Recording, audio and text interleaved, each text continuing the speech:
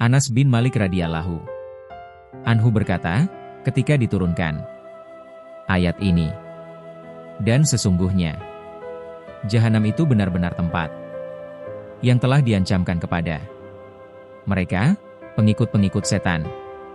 Semuanya, Quran Surat Al-Hijr 43. Maka sungguh, Rasulullah Shallallahu Alaihi Wasallam menangis. Para sahabat pun juga menangis karena tangisan Rasulullah Shallallahu Alaihi Wasallam, padahal mereka tidak tahu wahyu apa yang diturunkan oleh Jibril kepadanya.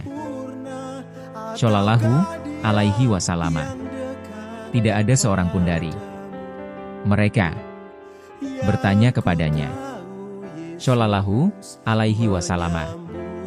Setiap kali Rasulullah Shallallahu Alaihi Wasallam melihat Fatimah radhiyallahu anha, maka beliau selalu senang. Suatu ketika Abdurrahman bin Auf mendatangi Fatimah di rumah.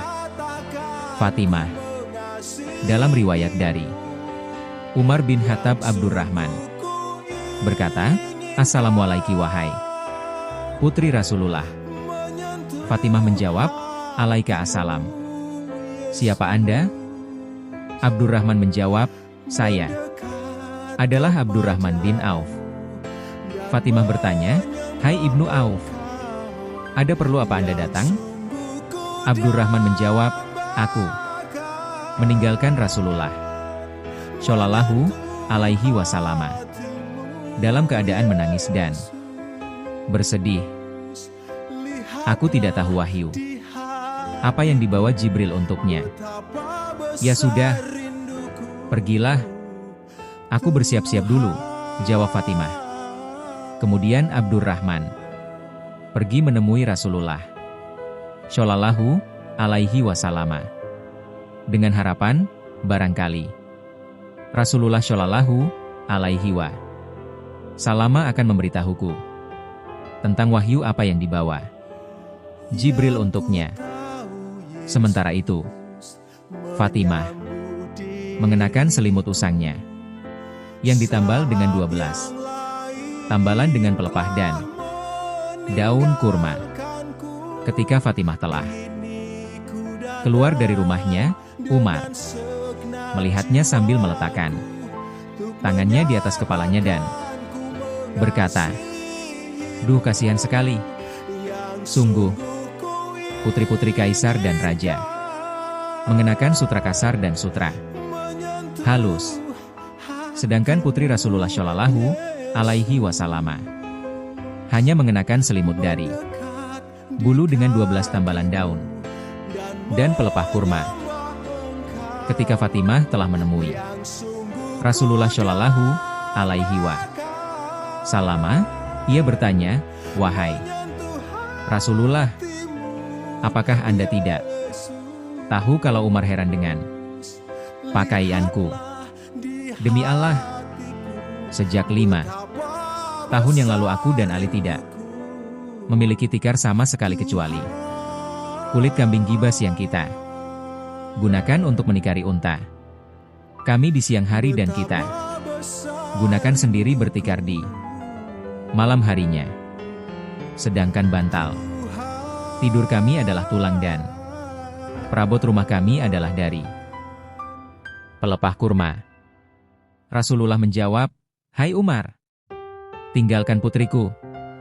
Barangkali ia sedang tidak merasa nyaman." Fatimah bertanya, "Demi Allah, apa yang membuat Anda menangis, wahai Rasulullah?" Rasulullah Shallallahu Alaihi Wasallam menjawab, "Bagaimana aku tidak menangis sedangkan Jibril telah menyampaikanku wahyu, dan sesungguhnya Jahanam itu benar-benar tempat yang telah diancamkan kepada mereka, pengikut-pengikut setan. Semuanya." Quran Surat Al-Hijr 43. "Wahai Rasulullah, beritahu aku salah satu pintu Jahanam, Tanya Fatimah. Rasulullah Shallallahu Alaihi Wasallam menjawab, "Hai Fatimah, pintu jahanam yang paling ringan terdiri dari 70.000 gunung api. Di setiap gunungnya terdapat 70.000 jurang api. Di setiap jurangnya terdapat 70 juta perengan api. Di setiap perengannya terdapat 100.000 kota. Di setiap kotanya terdapat 70 juta bangunan-bangunan api. Di setiap bangunan-bangunannya terdapat 1.000 rumah api. Di setiap rumahnya terdapat 70 juta kamar api. Di setiap kamarnya terdapat 70 juta peti api. Dan di setiap petinya terdapat 70 juta jenis siksaan yang di dalamnya terdapat siksaan yang menjelma. Penerima siksaan tersebut." Kemudian Fatimah jatuh telungkup sambil berkata, "Celakalah orang yang masuk neraka." Ketika Umar radhiyallahu anhu mendengar gambaran kecil tentang pintu jahanam, ia berkata, "Andai aku adalah seekor kambing gibas milik keluargaku, lalu mereka menyembelihku, memakan dagingku, memotong-motong tubuhku, dan menghancurkan tulang-tulangku, maka aku tidak akan mendengar gambaran jahanam." Kemudian Abu Bakar radhiyallahu anhu maju sambil berkata, "Andai aku adalah burung di padang luas, kemudian aku makan buah-buahan, minum air sungai, bertempat tinggal di batang-batang pohon, maka aku tidak akan mengalami hitungan amal dan siksa dan tidak akan mendengar gambaran jahanam."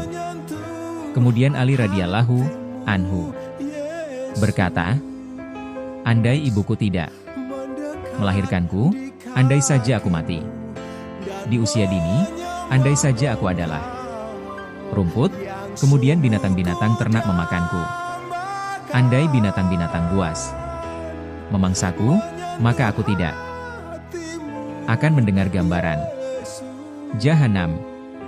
Kemudian Salman radhiyallahu anhu pergi ke arah kuburan Baqi yang memiliki pohon cemara, sambil meletakkan tangannya di atas kepalanya dan berteriak keras, "Jauh sekali perjalananku, sedikit sekali bekal perjalananku di hari kiamat." Kemudian Bilal radhiyallahu anhu menemui Salman radhiyallahu anhu. Bilal bertanya, "Apa yang membuat Anda menangis? Bersedih?"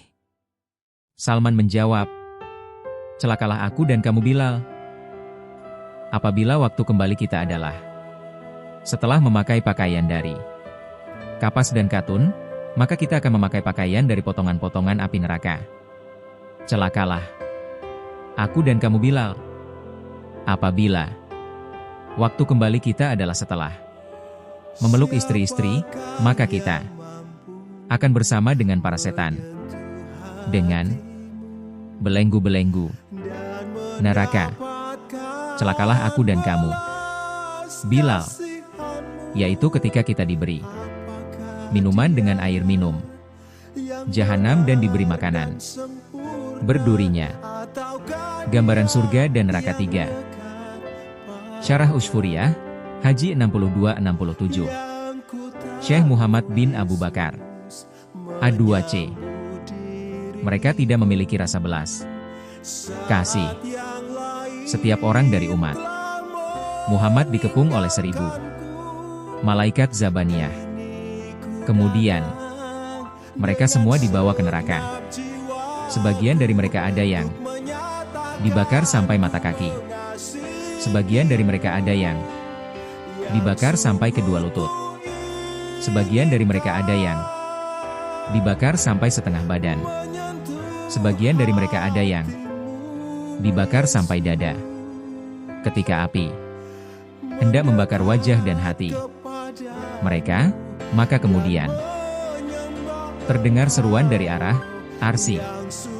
Hai Malik, jauhkan api dari wajah dan hati mereka karena mereka sudah lama sekali mengakuiku dengan lisan mereka dan mengetahuiku dengan hati mereka, dan juga sudah lama sekali mereka sujud dengan wajah mereka kepadaku ketika hidup di dunia. Ketika umat Muhammad yang di neraka mendengar seruan itu, maka mereka semua berteriak keras, "Duh Muhammad! Duh Abu Al-Qasim! Wahai Muhammad!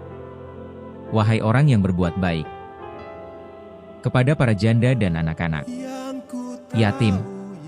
Wahai penggembira di hari kiamat! Wahai pembuka para umat!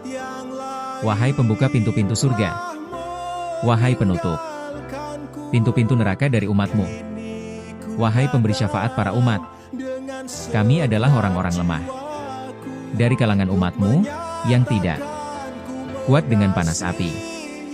Tolonglah kami dengan syafaatmu untuk masuk ke dalam surga-surga. Salah satu dari mereka meletakkan kedua tangannya di kedua telinga seperti orang yang adzan dan menyeru dengan suaranya yang paling keras, "Kami adalah umat Muhammad." Mendengar pengakuan mereka, Malik pun menghadap ke arah surga.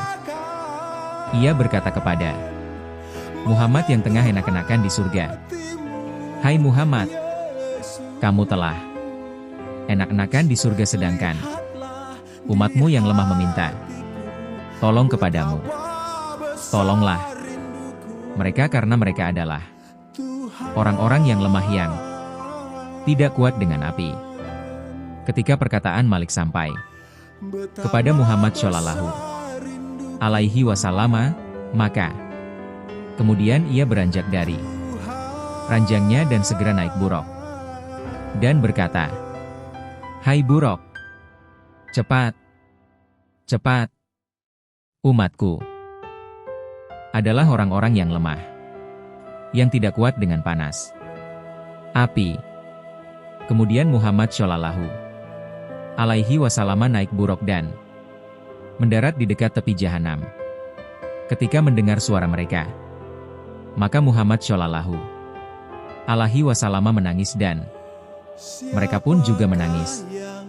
Muhammad Shallallahu Alaihi Wasallam berkata, "Hai Malik, keluarkan umatku dari neraka." "Duh Muhammad, aku tidak bisa mengeluarkan mereka selama aku tidak diberi perintah."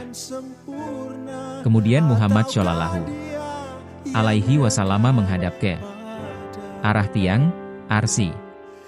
Ia turun dari buruk dan bersujud. Dalam sujudnya, ia berkata, "Ya Allah, bukankah engkau telah berjanji kepadaku untuk tidak membakar umatku di neraka?"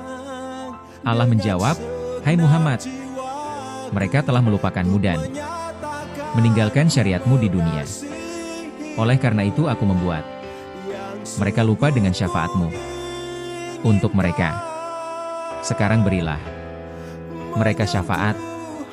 Kemudian Muhammad Shallallahu Alaihi Wasallam segera memberi mereka semua syafaat dan mengeluarkan mereka dari neraka.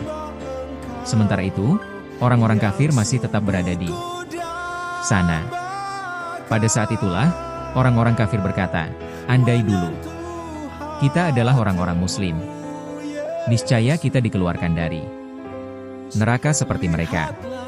Ibnu Abbas berkata, orang-orang yang kafir itu seringkali nanti di akhirat menginginkan kiranya mereka dahulu di dunia menjadi orang-orang muslim. Quran Surat Al-Hijr 2. Penyesalan yang sia-sia. Syarah Ushfuriyah Haji 8895. Syekh Muhammad bin Abu Bakar A2C